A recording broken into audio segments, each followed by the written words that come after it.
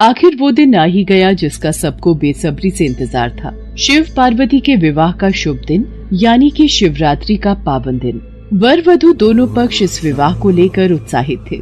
देवी पार्वती की हल्दी लगने की रस्म आरंभ हो गई थी। स्वर्ग लोक की सभी देवियां, अप्सराएं, सखियां पार्वती को हल्दी का लेप लगाकर अपना आशीर्वाद प्रदान कर रही थी। पार्वती, ये आपके विवाह का जोड़ा महारानी ने भिजवाया है। देखिए कितना सुंदर है। सचमुच, देखो पार्वती कितना सुंदर विवाह का जोड़ा है। इस पर तो जड़ाऊ हीरे और सोने की कढ़ाई है। महारानी ने कहा है बारात के आने से पहले पार्वती को तैयार करना है। जया विजया, अभी बारात आने में कितना समय बाकी है? अभी तो कुछ समय बाकी है पार्वती।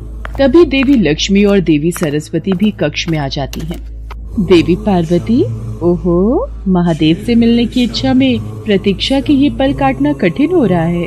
देवी लक्ष्मी, आप भी इन्हीं की तरह मुझे सताने लगी।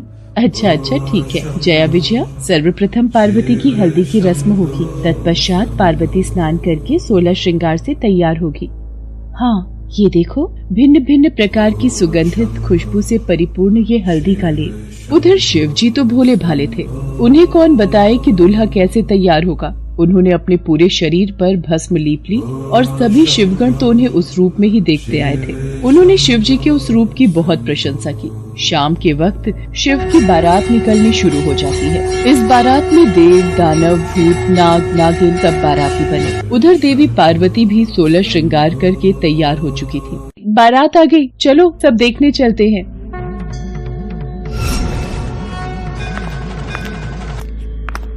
पार्वती, महादेव ये कैसा हुलिया बनाकर आ गए हैं। भूत प्रेत पिशाच संग लिए मानो ऐसे ही चले आए हैं। मैं तो उनके सामने नहीं जाऊंगी। डर के मारे तो मेरे हाथ पांव कांप रहे हैं।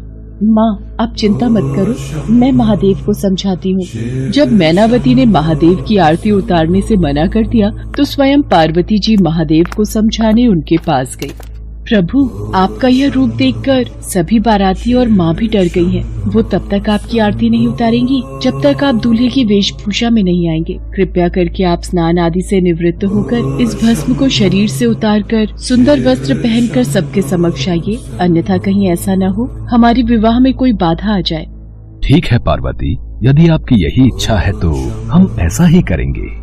पार्वती की बात को मानते हुए महादेव तैयार होकर बहुत ही सुंदर दूल्हे के रूप में सबके समक्ष आते हैं। रानी मैनावती महादेव के उस रूप को देखकर बहुत खुश होती है। इसके पश्चात वर वधू दोनों की वंशावली घोषित की जानी थी। एक राजा के लिए उसकी वंशावली सबसे अहम चीज होती है, जो उसके जीवन का गौरव होता है। तो पार्वती की वंशावली का बखान खूब धूमधाम से किया गया। फिर पार्वती के पिता हिमवान ने शिव से अनुरोध किया, महादेव, कृपया अपने वंश के बारे में कुछ बताइए। आप शून्य क्यों हो गए? कुछ तो बोलिए। अब पार्वती, ये महादेव चुप क्यों बैठे हैं? समाज के लोग कुलीन नजरों से हमारी ओर देख रहे हैं। राजा, महाराजा और पंडित सब में फुसफुसाहट शुरू हो गई है। जब वधु पक्ष के सभी पंडित और राजा शिव जी की ओर घृणा से देखने लगे तो नारद मुनि ने देखा भगवान शिव मौन अवस्था में आ गए हैं। नारद मुनि से रुका नहीं गया और वो सभा के बीच अपनी वीणा के तार खींचकर ध्वनि उत्पन्न करने लगे।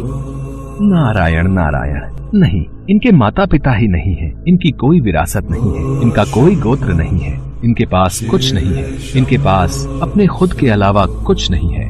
हम ऐसे लोगों को जानते हैं जो अपने पिता या माता के बारे में नहीं जानते। ऐसी दुर्भाग्यपूर्ण स्थिति हो सकती है, मगर हर कोई किसी न किसी से जन्मा है। ऐसा कैसे हो सकता है कि किसी का कोई पिता या माँ ही न हो?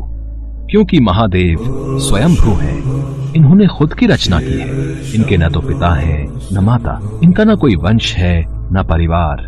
ये किसी परंपरा से ताल्लुक नहीं रखते और न ही इनके पास कोई राज्य है। इनका न तो कोई गोत्र है और न ही कोई नक्षत्र, न कोई भाग्यशाली तारा इनकी रक्षा करता है। ये इन सब चीजों से परे हैं। ये एक योगी है और इन्होंने सारे अस्तित्व को अपना एक हिस्सा बना लिया है। इनके लिए सिर्फ एक वंश है, ध्वनि। अस्तित्व में आने वाली पहली चीज थी ध्वनि। इनकी पहली अभिव्यक्ति एक ध्वनि के रूप में है। ये सबसे पहले एक ध्वनि के रूप में प्रकट हुए। उसके पहले ये कुछ नहीं थे। यही वजह है कि मैं ये वीणा के तार खींच रहा हूँ। देवर्षि नारद ने जब भगवान शिव के अस्तित्व की व्याख्या की तो वहाँ उपस्थित पूरी सभा शिव जी के चरणों में नतमस्तक हो गई। राजा हिमवान को भी अपना उत्तर मिल गया था। देवी पार्वती भी आज अपने ऊपर गर्व कर रही थी। कुछ देर बाद सभी रस्मों के साथ शिव पार्वती का विवाह संपन्न हो जाता। सभी मेहमानों के लिए ढेरों पकवान का प्रबंध था। सभी बाराती भोजन खाने में व्यस्त थे। महादेव, मेरा तो हृदय बोल रहा है आज पूरे ब्रह्मांड में नृत्य करूं। तो देर किस बात की है नंदी, आज तो पूरा विश्व नृत्य करेगा। देवी पार्वती, आप देख रही हैं ना, ये सब आज कितनी प्रसन्न है। हाँ प्रभु, आपके ये भक्तगण मनमौजी होकर अपनी प्रसन्नता बिखेर रहे हैं। सब लोग मिलकर भोजन का आनंद उठाते हैं। उसके पश्चात माँ पार्वती की विदाई का समय आ जाता है और वो अपने माता पिता से गले लगकर रोने लगती हैं। पुत्री, तुम्हें संसार की सारी खुशियाँ मिले। मेरा आशीर्वाद सदैव तुम्हारे साथ है। महादेव, जाने अनजाने हमसे कोई भूल हुई हो तो क्षमा कर दीजिएगा। पार्वती, अब तुम महादेव की अर्धांगिनी हो। अपने पति के हर सुख दुख में तुम इनका सदैव साथ देना। माँ पिताजी, आप भी अपना ख्याल रखना। राजा हिमवान, पार्वती पर पहला हक आपका है, इसलिए निसंकोच आप कभी भी पार्वती को मिलने आ सकते हैं और पार्वती भी आप दोनों से बिना मिले नहीं रह पाएंगी। इसलिए पार्वती, आप जब चाहें अपने माता पिता से मिलने आ सकती हैं। राजा हिमवान, रानी मैनावती और समस्त अतिथियों का आशीर्वाद प्राप्त कर देवी पार्वती भगवान शिव के साथ खुशी खुशी अपनी ससुराल विदा हो जाती हैं।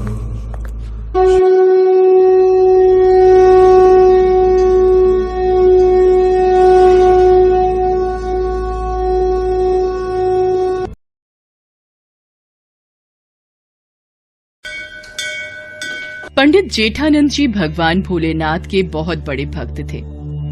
वो वाराणसी में रहते थे। शिव मंदिर में एक पुजारी के पद पर वो कई वर्षों से सेवा कार्य कर रहे थे। शिव पुराण, शिव व्रत उद्यापन, शिव चालीसा और शिव भजन कीर्तन आदि की पूजा विधि का कार्य वो भली भांति संभालते थे। अरे पंडित जी, आज आप बड़ी सुबह सुबह ही तैयार हो गए। सुशीला, आज किसी के घर में सावन सोमवार की पूजा है तो वो शिव पुराण का पाठ करवाना चाहते हैं, इसलिए मंदिर में पूजा कार्य करके सीधा उन्हीं के घर चला जाऊंगा। आने में शाम हो जाएगी। पंडित जी शिव मंदिर में पूजा करके उन लोगों के घर पहुंचते हैं जहां शिव पुराण का पाठ करवाना था। पूजा की तैयारी के बाद वो भगवान शिव के लिए एक आसन लगाते थे और उसके सामने एक त्रिशूल और डमरू स्थापित करके पूजा शुरू करते थे। ये जेठानंद पंडित जी का नियम था। अरे ये पंडित जी, पूजा से पहले एक आसन, ये त्रिशूल और ये डमरू क्यों स्थापित करते हैं भाई? जेठानंद पंडित जी से जब भी पूछते हैं वो यही कहते हैं कि जब वो पूजा करने लगते हैं तो स्वयं भगवान शिव उनकी पूजा सुनने के लिए इस आसन पर विराजित होते हैं। ये तो श्रद्धा भाव है पंडित जी का, तभी तो विश्वास के साथ ये आसन लगाते हैं, है कि नहीं? पंडित जेठानंद पूजा करवा कर घर आ जाते हैं। आ गए आप, चलो भोजन कर लो। अब कल से तो आपको मंदिर में भी समय लगेगा। शिव मंदिर में भक्तों की भीड़ लगनी शुरू हो जाएगी। हाँ, कल शिवरात्रि है तो सभी कावड़िए शिवलिंग पर जलाभिषेक करेंगे। दूर दूर से शिव मंदिर में लोग पूजा करने आते हैं। भक्तों की भीड़ रहेगी कल तो। अगले दिन पंडित जेठानंद सुबह सुबह मंदिर पहुंचते हैं। हाँ, ये प्रभु शिव शंकर का आसन बिछा देता हूँ, फिर पूजा आरंभ करूंगा।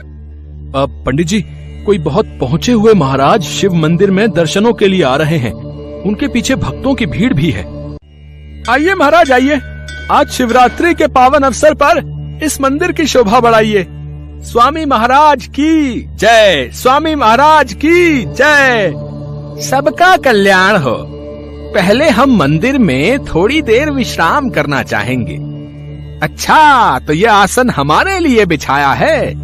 अति सुंदर, अति सुंदर।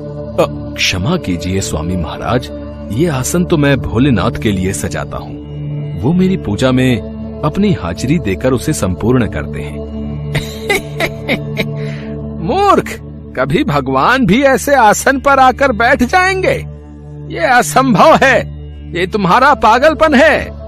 मेरा विश्वास है, जो कई वर्षों से मैं ये आसन बिछाता हूँ और मुझे पता है भगवान शंकर सदैव मेरी पूजा में इस आसन पर विराजमान होते हैं। अच्छा, तो फिर प्रमाणित करके दिखाओ पंडित जी कि सच में भगवान शंकर इस आसन पर बैठते हैं। स्वामी महाराज, भगवान में आस्था और विश्वास ही हमारी पूजा को सफल बनाता है। इधर उधर की बातें मत करो पंडित जी, मुझे प्रमाण दो कि इस आसन पर शंकर महाराज विराजित होते हैं। मैं भी तुम्हारी भक्ति में शक्ति देखना चाहता हूं कि तुम में भला ऐसा क्या है जो सिर्फ तुम्हारे कहने पर भगवान स्वर्गलोक को छोड़कर यहाँ तुम्हारी पूजा में बैठने आ जाते हैं। स्वामी महाराज, आपको प्रमाण चाहिए तो मुझे कल तक का वक्त दीजिए। पर मैं कैसे विश्वास कर लूं कि पंडित जी आप कोई चालाकी नहीं करेंगे? अगर आपको मुझ पर विश्वास नहीं है तो आप ये आसन अपने पास रखिए और कल जब मैं इसे पूजा के समय यहाँ रखूंगा, बस आप इसे यहाँ से उठाकर कहीं और रख देना, आपको प्रमाण मिल जाएगा।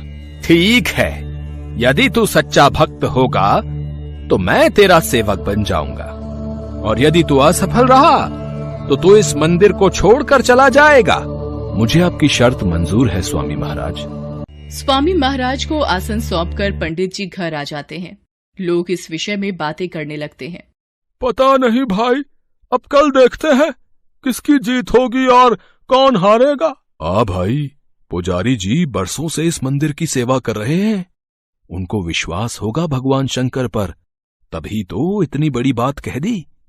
देखते हैं कल क्या होगा।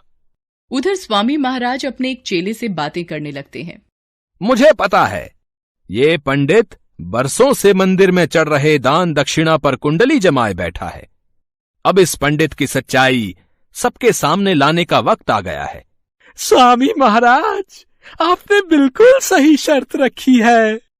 कल इस पंडित का भांडा फूट ही जाएगा। हाँ, फिर तो सब लोग आपकी वाहवाही करेंगे। हाँ। पंडित जेठानंद भी घर आ जाता है। सुशीला पूछती है। पंडित जी उसे सारी बात बताते हैं। सुनो जी, आप तो भगवान भोलेनाथ के परम भक्त हो, और भोले भंडारी के होते हुए आपको चिंता की क्या आवश्यकता। हाँ सुशीला, मैंने तो सब कुछ भोले बाबा पर छोड़ दिया है, और मैं जानता हूँ वो मेरे विश्वास की लाज जरूर रखेंगे। पंडित जी भगवान शंकर को याद करते हैं। हे भोलेनाथ, हे परमेश्वर, कल आपके भक्त की परीक्षा है और मुझे पता है कि आप मेरी सहायता जरूर करेंगे। अगले दिन पंडित जेठानंद मंदिर पहुंचते हैं। स्वामी महाराज पहले से ही मंदिर में पहुंचे हुए थे। आइए पंडित जेठानंद जी, आप ही का इंतजार हो रहा था। चलिए, ये रहा भगवान शिव का आसन, लगाइए इसे और पूजा शुरू कीजिए। देखें भगवान यहाँ विराजेंगे या नहीं। ओम नमः शिवाय, ओम नमः शिवाय। हे शिव शंकर, यदि मैं सच्चे हृदय से आपका नाम लेता हूँ, यदि मैंने अपने शिव शंभू की सदैव सच्चे मन से पूजा की है, तो मेरे भोलेनाथ आज यहाँ विराजो। हे नीलकंठ, आज यहाँ विराजो। पंडित जी शंकर भगवान का स्मरण करके मंत्र जाप कर रहे थे। स्वामी महाराज तो बस इसी इंतजार में थे कि कब पंडित जी का विश्वास टूटे और वो पंडित जी को झूठा साबित करें। तभी स्वामी महाराज, यदि आपको लगता है भगवान शंकर इस आसन पर नहीं बैठे, तो क्या आप इस आसन को उठाकर दूसरी जगह रख सकते हैं।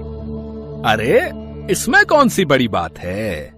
रुको, अभी इस आसन को वहां सामने रख देता हूं। दूध का दूध, पानी का पानी अभी हो जाएगा। अरे ये आसन उठ क्यों नहीं रहा। ये तो टस से मस भी नहीं हो रहा।